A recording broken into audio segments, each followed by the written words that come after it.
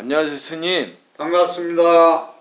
올해가 호랑이잖아요. 예. 근데 호랑이에 대해서 잘 모르고 또 올해 뭐 삼재 이런 게 나오는데 일반 사람들은 잘 몰라요. 그거에 대해서 좀 알려주세요. 간단하게 예. 삼재 팔란에 대해서 얘기해 보겠어요. 아, 팔란. 예. 예. 이 이민년에 예. 이제 삼재가 들어오거든요.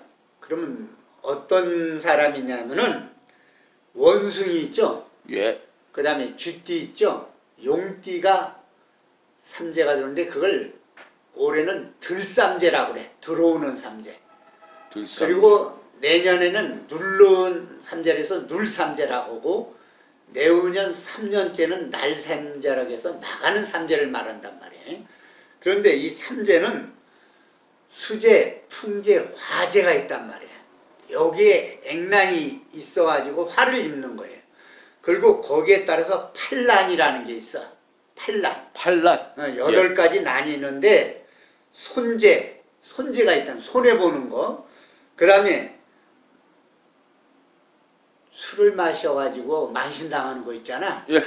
주색이야, 주색. 여자 관계, 술 관계.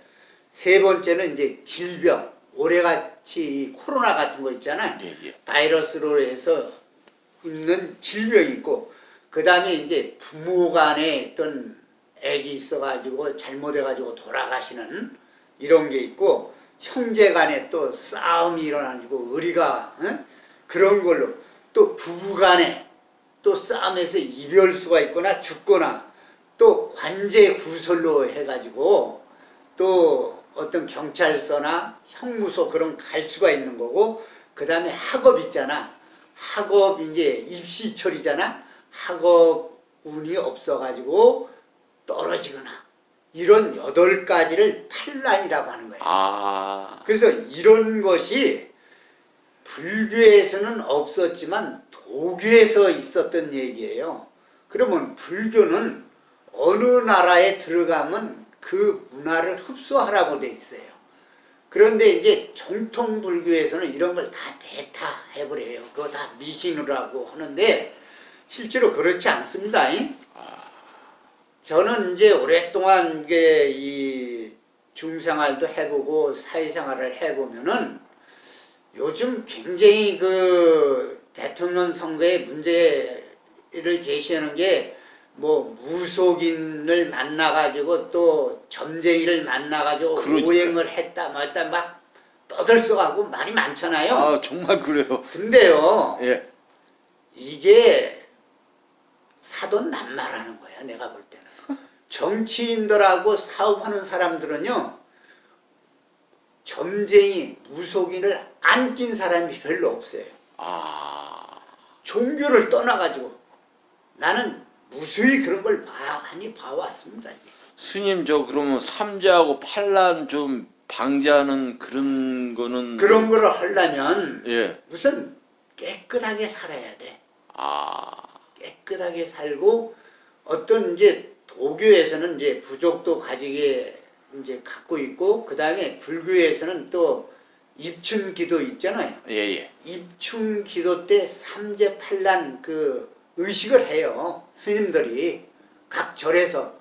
그러면 이 삼재팔란에 대한 그 운동으로 말하면은 이엘로나 레드카드를 받은 거니까 조심하라는 뜻이야. 그 조심하면은 괜찮단 말이에요, 이게. 조심해서 살아라. 예, 그런 뜻이에요. 스님, 요새 유튜브 보니까요. 예. 명진 스님에 대해서 많이 나오는데 좀. 명진 스님이죠. 예. 그 대단한 스님입니다. 그래요? 그리고 의식이 굉장히 훌륭해요, 내가 볼 때는. 이 명진 스님이나 진관 스님 같은 분이 불교계에서는 제가 볼 때는 보물이라고 봐요. 왜냐면은 그분들은 인권운동이 있죠. 예. 사회 정화운동이 있죠. 환경운동이 있죠. 또 NGO 활동을 아주 활발하게 하고 있고, 불교에서 잘못된 의식을 가지고 있는 스님들이 있잖아요. 정치 스님들에 대해서 엄청나게 이빨한 소리를 까는 소리를 많이 하니까 그 정치적인 스님들은 그 스님들을 안 좋게 보고, 특히 명진 스님 같은 분은 2006년도부터 2010년까지 그 강남에 큰 절 봉은사 있죠? 알아요. 거기 주지를 하셨단 말이에요. 그 주지를 하고 있고, 그 다음에 이제 이명박 그 서울시장을 할 때, 이명박 그분이 그 기독교인 아닙니까? 그러니까 이 서울시를 갖다가 하나님한테 봉헌을 해버렸어요. 그래가지고 명진 스님이나 진관 스님이나 나 같은 스님이 데모를 했다며, 탄핵하라고. 응? 그리고 봉은사 주지했을 때 그 총무원 원장 그 자승 스님이 있거든요. 예, 자승우님. 그 이제 정치적인 스님이란 말이에요. 그 스님이. 아, 그분 그래요? 예, 그런데 이 불교에 있는데 이명박 대통령 됐을 때 그 봉은사 명진 스님이 이빠른 소리를 많이 했거든요. 그러니까 이 자성 스님이 명진 스님을 멸변시켜 버렸어요. 봉은사 주지에서 내려놔 버렸단 말이에요. 그리고 그 원래 봉은사는 승가대학 소속이었어요. 거기가 그걸 뺏어 가지고 총무원 직할로 만들어 버렸단 말이에요. 그리고 그 명진 스님이 의식이 바르고 이빠른 소리를 하니까 미우니까, 불교계에서는 그 정치 스님들이 멸변을 시켜가지고 조계종 스님 박탈을 시켜버렸어요. 이래서 정말로 그 우리 불교가 살아남으려면 그런 의식 있는 스님들이 많이 있어야 하는데, 그런 스님들의 이야기는 듣기 싫다고 해가지고 다 쫓아내버리는 현상이니까 아주 답답합니다. 저 같은 사람이 생각할 때는. 그래서 오늘은 예. 업에 따라 운명이 바뀐다, 이 제목을 가지고 말씀을 한번 해보겠습니다. 좋은 설법 부탁드립니다. 업이란 인도 말로 까르마라고 해요. 까르마는 모든 행위를 말합니다. 우리는 업에 따라서 왕도 되고 대통령도 되고 총리도 되고 부자와 거지, 모든 직업을 가지며 그 행위에 따라서요, 우리는 극락 또 천국이라고 하죠. 지옥도 가게 되는 걸 아셔야 됩니다. 그러므로 인생, 운명은 그 업 행위에 따라 세옹지마가 되는 거예요. 좋기도 하고 나쁘기도 하고요. 우리는 가급적으로요, 죄를 짓지 말고 선한 행위를 하고 살다 한다면 후회 없는 삶이라고 하겠습니다. 그래서 불교에서는 작은 죄도 짓지 말고 선행은 작은 것도 많이 하라고 했습니다. 타락이란 썩은 물건을 가까이 하는 것과 같이 점차 미혹에 빠져들어 그릇된 것을 익혀 나가다가 결국에는 악을 행하는 것조차 깨달지 못한다, 이랬어요. 이게 법구경에서 나오는 얘기입니다. 어느 날 길을 가다가 땅에 떨어져 있는 낡은 종이를 보고 부처님께서는요, 무엇에 쓰이던 종이였는지 제자들에게 물으셨습니다. 향을 쌌던 종이 같습니다. 지금도 여전히 향내가 나고 있습니다. 다시 길을 걷다가 이번에는 땅에 버려져 있는 새끼줄을 보았습니다.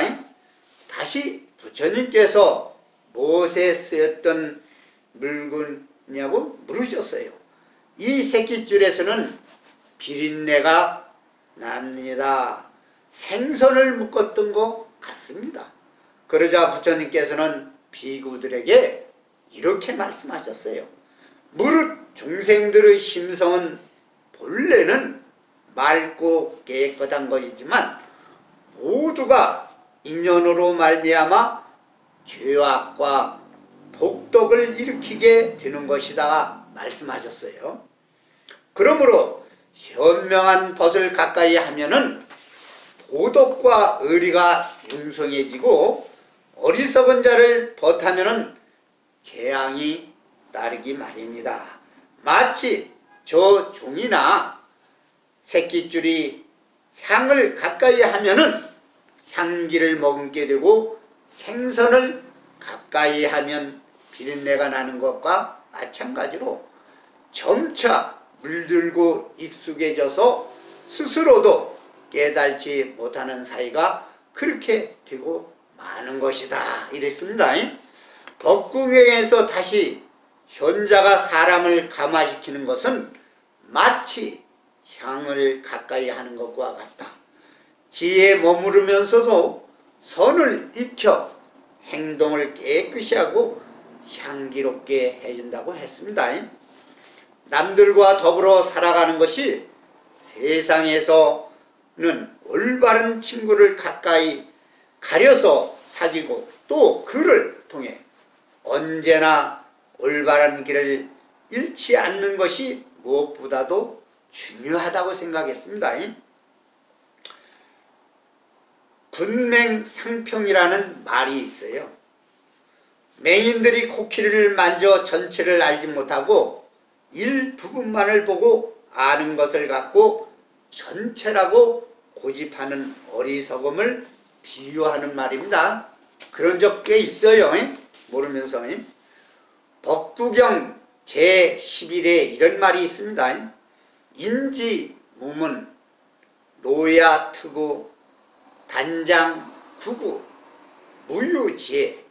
이 말은 배우지 않고 견민이 없는 사람은 마치 황소처럼 늙어갈 뿐이니 몸집은 커지고 근육은 성장하지만 지혜는 조금도 발전 없이 되네 이런 말이 있어요.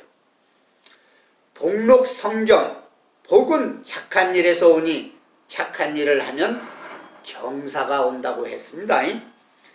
미국의 위대한 대통령이었던 링컨은요, 선거 유세장에서 유머를 이용해서 자신의 못생긴 얼굴을 공격하는 상대방의 공세를 물리친 일화가 있습니다. 상원 의원 선거 합동 유세장에서요, 경쟁자였던 더글라스는 링컨이 아주 교활하고 부도덕한 면이 있는 두 얼굴에 가진 이중 인격자라고 매도했습니다. 이 말을 들은 링컨은요, 만일 제가 또 하나의 얼굴을 가졌다면은 오늘과 같은 중요한 날에 잘생긴 얼굴로 나왔을 것입니다 라고 응답하여 가지고 대중들의 폭발적인 지지를 얻었던 것입니다.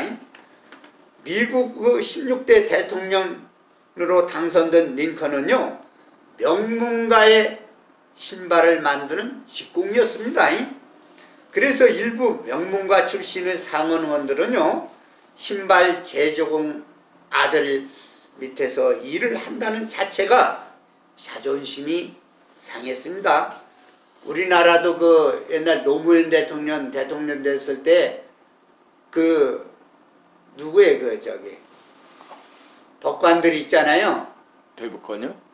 법관들 윤선 검찰들이 노무현을 얼마나 무시했어요. 상고 출신하고. 예, 맞아요. 똑같은 거예요. 그래서 한 상원 의원은 링컨이 상원 의원을 상대로 연설하기 위해서 단상에 올랐을 때 자신이 신고 있던 이 신발이 링컨의 아버지가 만든 것이라고 조롱했습니다. 이때 링컨은 눈물이 가득 고인 눈으로 이렇게 말했습니다. 고맙습니다. 의원님 덕분에 한동안 잊고 지냈던 아버님의 얼굴이 떠올랐습니다. 만약 최고만 만드시는 아버님의 신발이 불편하셨다면 제가 최선을 다해 고쳐드리겠습니다. 제가 여러분 앞에서 아버지를 자랑할 수 있게 해주셔서 감사드립니다. 의회장에는 침묵이 흘렀고 대부분의 의원들은 고개를 숙이거나 흐르는 겨 울었답니다.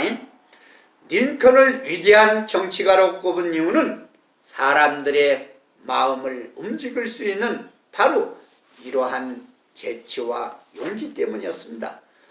우리들 주위를 보면요, 건강한 육체와 정신 그리고 유머가 있는 사람들이 크게 성장하는 사례를 볼 수가 있습니다. 그렇죠? 네. 맹자는 말이 쉬운 것은 결코 그 말에 대한 책임을 생각하지 않기 때문이라고 말했습니다. 그리고 말을 사용할 때 책임까지 생각하는 자만이 신뢰를 얻을 수 있다고 했습니다. 하늘은 착한 일을 하는 사람에게 복을 주고 나쁜 일을 하는 사람에게 화를 내린다고 했습니다. 아무리 작은 선이라도 반드시 행하라.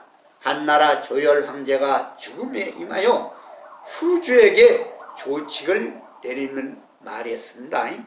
착한 일은 아주 작은 것이라도 반드시 행하고 악한 일은 아무리 작은 것이라도 행하지 말라. 항상 선한 일을 생각하라. 하루라도 선한 생각을 하지 않으면 모든 악이 저절로 일어난다. 장자의 말씀이에요. 순리에 따라 하늘의 뜻을 따르는 사람은 살고 하늘의 뜻을 거스르는 사람은 죽는다고 말했습니다. 하늘을 속일 수는 없다. 사람들이 개인적으로 하는 말이라도 하늘에는 우레처럼 들리고 어두운 방에서 마음을 숙여도 자신의 귀신의 눈에는 번개처럼 보인다고 했습니다. 열자가 말씀하셨습니다. 어리석고 귀먹고 벙어리라도 집은 화롭고 부자일 수 있으며 지혜롭고 총명해도 가난할 수 있는 것이다. 연월일시, 이걸 팔자라고 해요. 팔자이며 정해져 있으니 생각해보면 운명이 달린 것이지 사람에게 달려있는 것이 아니라고 했습니다. 그런데 불교에서는 전생의 업보 또는 현재의 업보라고 하고 운명이나 숙명을 믿지 않지만은 운명, 숙명으로 태어났어도 자기 스스로 개척하면 운명은 바뀐다고 했어요. 마음먹기에 달려있다고 했습니다. 여러분, 자기 사는 행동을 잘 보시면 어떻게 된다는 걸 스스로 자업자득이라 하지요. 경청해 주셔서 대단히 고맙습니다. 천영사 주지 이남 건강입니다.